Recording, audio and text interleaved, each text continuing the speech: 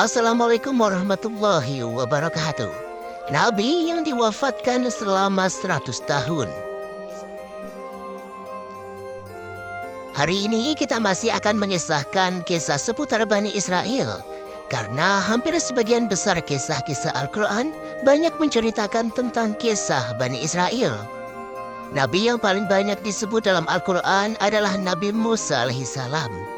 Sehingga di zaman Nabi Musa dan kaumnya Bani Israel, banyak para nabi yang diutus kepada mereka. Tidak ada satupun zaman yang banyak mengutus para nabi dan rasul kecuali di Bani Israel. Terkadang ada satu desa, 2-3 rasul atau nabi, bahkan lebih daripada itu.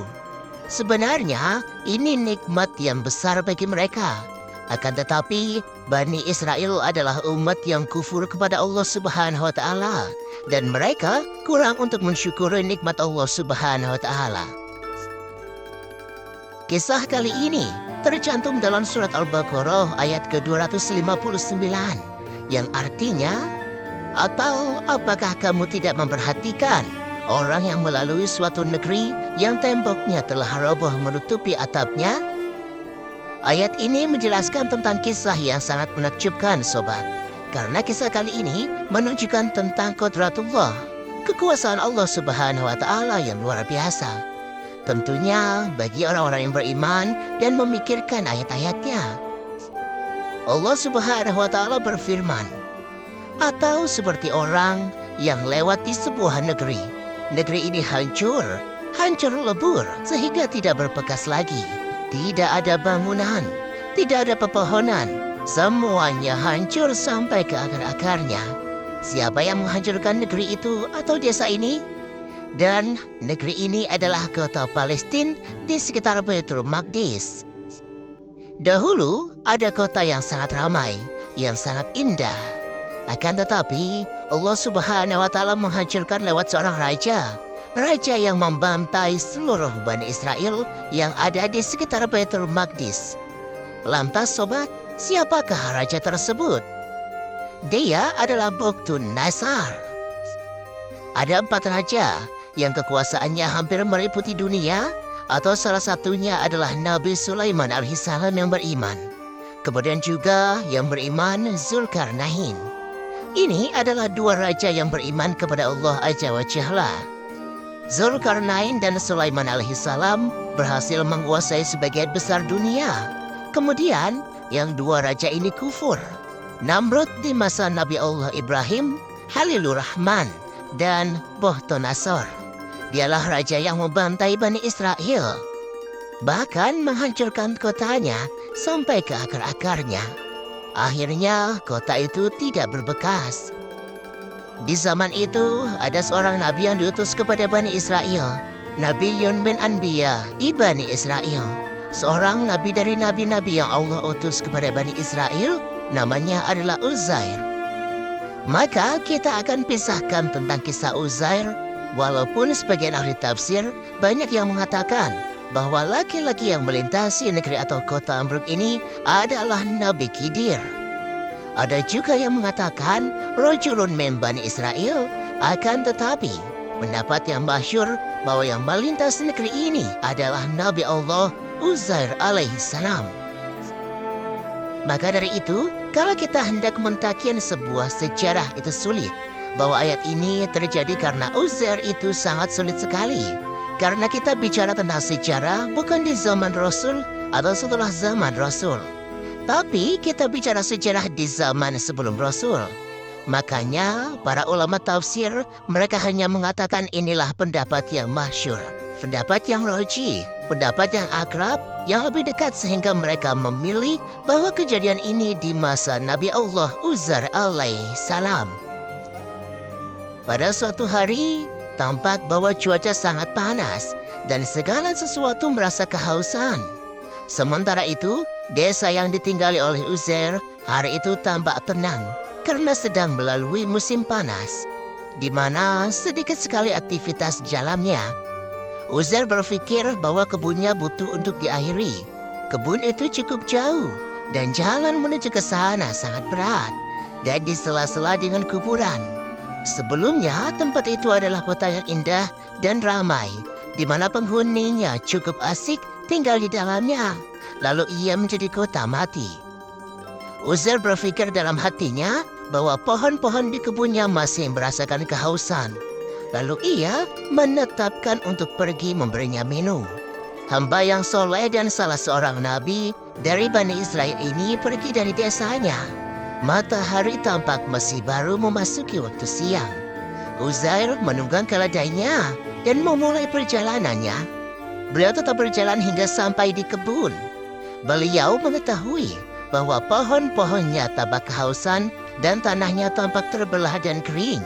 Uzair menyirami kebunnya dan ia memetik dari kebun itu buah tin, sebagian buah tin, dan mengambil pohon anggur. Beliau meletakkan buah tin di satu keranjang dan meletakkan buah anggur di keranjang yang lain. Kemudian ia kembali dari kebun sehingga keledai yang dibawanya berjalan di tengah-tengah terik matahari. Di tengah-tengah perjalanan, Uzair berpikir tentang tugasnya yang harus dilakukan besok. Tugas pertama yang harus dilakukan adalah mengeluarkan Taurat dari tempat persembunyiannya dan meletakkannya di tempat ibadah. Beliau berpikir untuk membawa makanan dan memikirkan tentang anaknya yang masih kecil, di mana beliau teringat oleh senyumnya yang manis. Dan beliau pun terus berjalan dan semakin cepat. Beliau menginginkan keledainya untuk berjalan lebih cepat. Lalu Uzair sampai di suatu kuburan. Udara panas saat itu semakin menyengat dan keledai tampak kepayahan. Tubuhnya diselimuti dengan keringat yang tampak menyala karena tertimpa sinar matahari. Keledai itu pun mulai memperlambat langkahnya ketika sampai di kuburan. Uzair berkata kepada dirinya, "Mungkin aku lebih baik berhenti sebentar untuk beristirahat dan aku akan mengistirahatkan keledai. Lalu aku akan makan siang." Uzair turun dari keledainya di salah satu kuburan yang rusak dan sepi. Semua desa itu menjadi kuburan yang hancur dan sunyi. Uzair mengeluarkan piring yang dibawanya dan duduk di suatu naungan. Ia mengikat keledai di suatu dinding, lalu ia mengeluarkan sebagian roti kering dan menaruhnya di sampingnya. Selanjutnya, ia memeras di piringnya anggur dan meletakkan roti yang kering itu di bawah perasan anggur. Uzair pun menyandarkan punggungnya di dinding dan agak menjulurkan kakinya. Uzair menunggu sampai roti itu tidak kering dan tidak keras. Kemudian, Uzair mulai mengamati keadaan di sekelilingnya dan tampak keheningan dan kehancuran meliputi tempat itu. Rumah-rumah hancur berantakan dan tampak tiang-tiang pun akan hancur. Pohon-pohon sedikit saja terdapat di tempat itu yang tampak akan mati karena kehausan. Tulang-tulang yang mati yang dikuburkan di sana berubah menjadi tanah. Alhasil, keheningan meliputi tempat itu. Uzair merasakan betapa kerasnya kehancuran di situ dan ia bertanya dalam dirinya sendiri, bagaimana Allah Subhanahu wa Ta'ala menghidupkan semua ini setelah kematiannya? Bagaimana Allah menghidupkan kembali negeri ini setelah hancur? Uzair bertanya, bagaimana Allah Subhanahu wa Ta'ala menghidupkan tulang-tulang ini setelah kematiannya? Di mana ia berubah menjadi sesuatu yang menyerupai tanah? Uzair tidak meragukan bahwa Allah Subhanahu wa Ta'ala mampu menghidupkan tulang-tulang ini. Tetapi ia mengatakan yang demikian itu karena rasa heran dan kekaguman. Belum lama Uzair meringatkan kalimatnya itu sehingga ia mati. Allah Subhanahu wa Ta'ala mengutus malaikat maut padanya, lalu rohnya dicabut. Sementara keledai yang dibawanya masih ada di tempatnya.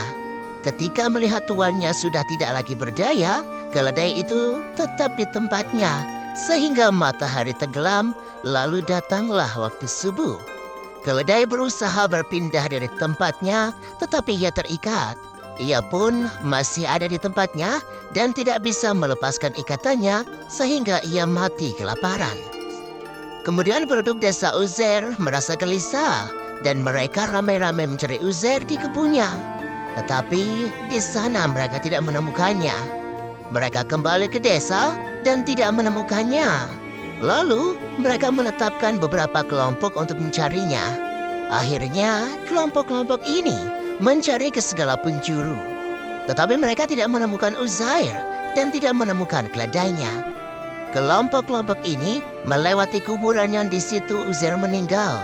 Namun, mereka tidak berhenti di situ. Tampak bahwa tempat itu hanya diliputi keheningan. Seandainya Uzair ada di sana, niscaya mereka akan mendengar suaranya.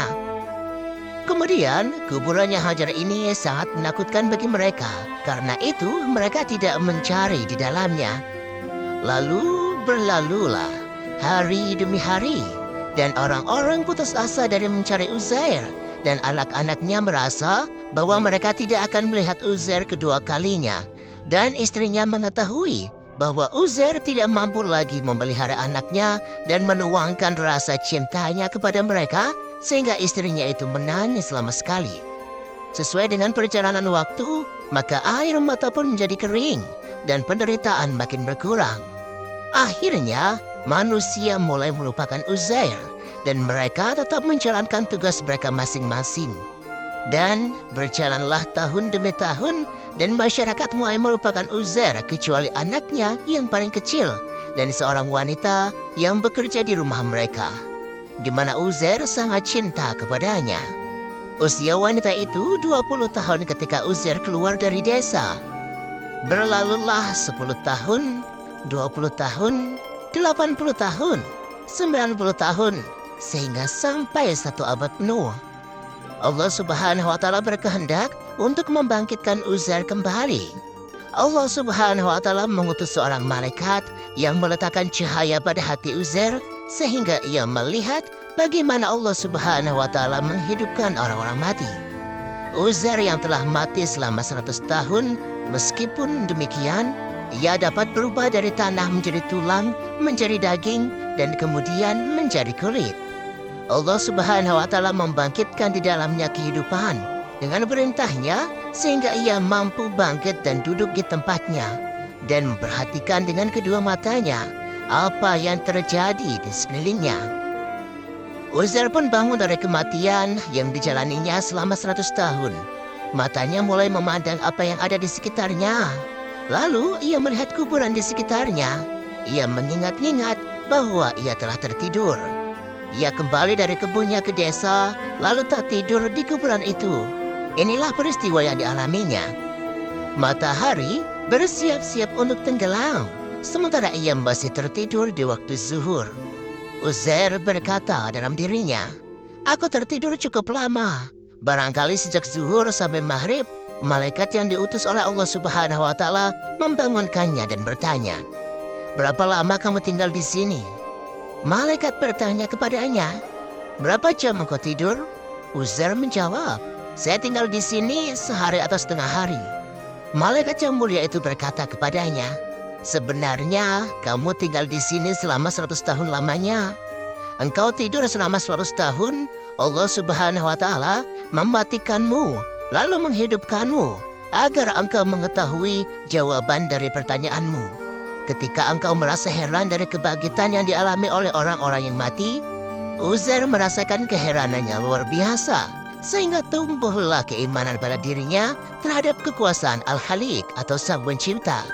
Malaikat berkata sambil menunjuk makanan Uzair, 'Lihatlah kepada makanan dan minumanmu yang belum berubah.' Uzair melihat buah tin itu, lalu ia mendapatinya seperti semula, di mana warnanya tidak berubah dan rasanya pun tidak berubah. Telah berlalu 100 tahun, tetapi bagaimana mungkin makanan itu tidak berubah? Lalu Uzair melihat piring yang di situ ia memeras buah anggur dan meletakkan di dalam roti yang kering. Dan ia mendapatinya seperti semula, di mana minuman anggur itu masih layak untuk diminum dan roti pun masih tampak seperti semula. Di mana kerasnya dan keringnya roti itu dapat dihilangkan ketika dicampur dengan perasan anggur. Uzair merasa keheranan yang luar biasa. Bagaimana mungkin 100 tahun terjadi, sementara perasan anggur itu tetap seperti semula dan tidak berubah? Malaikat merasa bahwa seakan-akan Uzair masih belum percaya atas apa yang dikatakannya. Karena itu, malaikat menunjukkan keledainya sambil berkata, 'Dan lihatlah kepada keledaimu itu yang telah menjadi tulang belulang.' Uzair pun melihat ke keledainya, Tetapi ia tidak mendapati kecuali ia tanah dari tulang-tulang keledainya. Malaikat berkata kepadanya, "Apakah engkau ingin melihat bagaimana Allah Subhanahu wa Ta'ala membangkitkan orang-orang yang mati? Lihatlah ke tanah yang di situ terletak keledaimu." Kemudian malaikat memanggil tulang-tulang keledai itu. Lalu atom-atom tanah itu memenuhi panggilan malaikat sehingga ia mulai berkumpul dan bergerak dari setiap arah. Lalu terbentuklah tulang-tulang. Malaikat memerintahkan otot-otot syaraf daging untuk bersatu sehingga daging melekat pada tulang-tulang keledai. Sementara itu, Uzair memperhatikan semua proses itu. Akhirnya terbentuklah tulang dan tumbuh di atasnya kulit dan rambut. Alhasil, keledai itu kembali seperti semula setelah menjalani kematian. Malaikat memerintahkan agar roh keledai itu kembali kepadanya, dan keledai pun bangkit dan berdiri. Ia mulai mengangkat ekornya dan bersuara. Uzair menyaksikan tanda-tanda kebesaran Allah Subhanahu wa Ta'ala tersebut terjadi di depannya.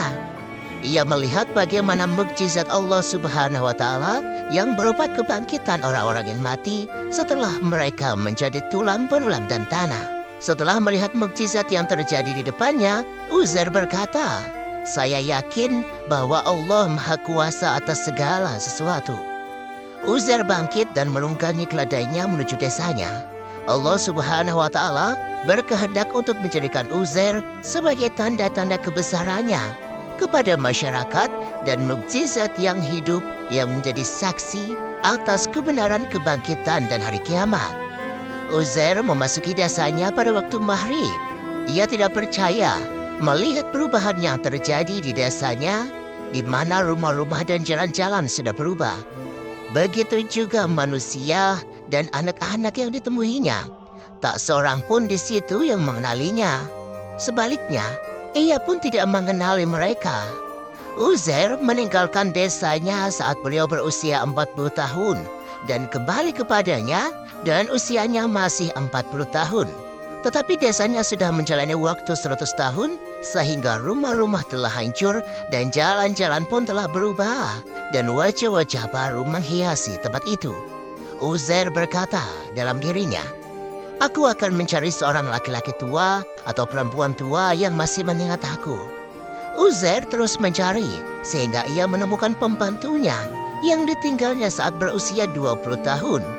Kini usia pembantu itu mencapai 120 tahun, di mana kekuatannya sudah sangat merosot dan giginya sudah ompong dan matanya sudah lemah. Uzair bertanya kepadanya, "Wahai perempuan yang baik, di mana rumah Uzair?" Wanita itu menangis dan berkata, "Tak seorang pun yang mengingatnya. Ia telah keluar sejak 100 tahun dan tidak kembali lagi. Semoga Allah merahmatinya." Uzair berkata kepada wanita itu, "Sungguh, aku adalah Uzair. Tidakkah kau mengenal aku? Allah Subhanahu wa Ta'ala telah mematikan aku selama 100 tahun dan telah membangkitkan aku dari kematian." Wanita itu keheranan dan tidak percaya dengan omongan itu. Wanita itu berkata, "Uzair adalah seseorang yang doanya dikabulkan. Kalau kamu memang Uzair, maka berdoalah kepada Allah Subhanahu wa Ta'ala agar aku dapat melihat sehingga aku dapat berjalan dan mengenalmu." Lalu Uzair berdoa untuk wanita itu sehingga Allah Subhanahu wa Ta'ala mengembalikan penglihatan matanya dan kekuatannya. Wanita itu pun mengenali Uzair. Lalu ia segera berlari di negeri itu dan berteriak, "Sungguh, Uzair telah kembali." Mendengar teriakan wanita itu, masyarakat merasa bingung dan heran. Mereka mengira bahwa wanita itu telah gila. Kemudian diadakan pertemuan yang dihadiri orang-orang pandai dan para ulama. Dalam majelis itu juga dihadiri oleh cucu Uzair, di mana ayahnya telah meninggal dan si cucu itu telah berusia 70 tahun, sedangkan kakeknya Uzair masih berusia 40 tahun. Di majelis itu, mereka mendengarkan kisah Uzair, lalu mereka tidak mengetahui apakah mereka akan mempercayainya atau mengingkarinya. Salah seorang yang pandai bertanya kepada Uzair, "Kami mendengar dari ayah-ayah kami dan kakek-kakek kami bahwa Uzair adalah seorang nabi dan ia mampu menghafal Taurat. Sungguh, Taurat telah hilang dari kita dalam peperangan Buktu Nazar, di mana mereka membakarnya dan membunuh para ulama dan para pembaca kitab suci itu. Ini terjadi 100 tahun lalu yang engkau katakan bahwa engkau menjalani kematian atau engkau tidur. Seandainya engkau menghafal Taurat, niscaya kami akan percaya bahwa engkau adalah Uzair. Uzair mengetahui bahwa tak seorang pun dari Bani Israel yang mampu menghafal Taurat. Uzair telah menyembunyikan Taurat itu dari usaha musuh untuk menghancurkannya. Uzair duduk di bawah naungan pohon, sedangkan Bani Israel berada di sekitarnya. Lalu Uzair menghapusnya, huruf demi huruf, sampai selesai. Lalu ia berkata dalam dirinya, "Aku sekarang akan mengeluarkan Taurat yang telah aku simpan." Uzair pergi ke suatu tempat, lalu ia mengeluarkan Taurat, di mana kertas yang terisi Taurat itu telah rusak. Ia mengetahui mengapa Allah Subhanahu wa Ta'ala mematikannya selama 100 tahun dan membangkitkannya kembali. Kemudian tersebarlah berita tentang mukjizat Uzair di tengah-tengah Bani Israel. Mukjizat tersebut membawa fitnah yang besar bagi kaumnya. Sebagian kaumnya mengklaim bahwa Uzair adalah anak Allah. Allah Subhanahu wa Ta'ala berfirman, orang-orang Yahudi berkata, Uzair adalah anak Allah. Quran Surat Al-Baqarah ayat 30. Mula-mula mereka membandingkan antara Musa dan Uzair dan mereka berkata, Musa tidak mampu mendatangkan Taurat kepada kita, kecuali di dalam kitab, sedangkan Uzair mampu mendatangkannya tanpa melalui kitab. Setelah perbandingan yang salah ini, mereka menyimpulkan sesuatu yang keliru, di mana mereka menisbatkan kepada nabi mereka hal yang sangat tidak benar. Mereka mengklaim bahwa dia adalah anak Tuhan. Maha suci Allah dari semua itu. Tidak layak bagi Allah mempunyai anak. Maha suci dia. Quran Surat Maryam ayat 35. Wallahu a'lam. Wassalamualaikum warahmatullahi wabarakatuh.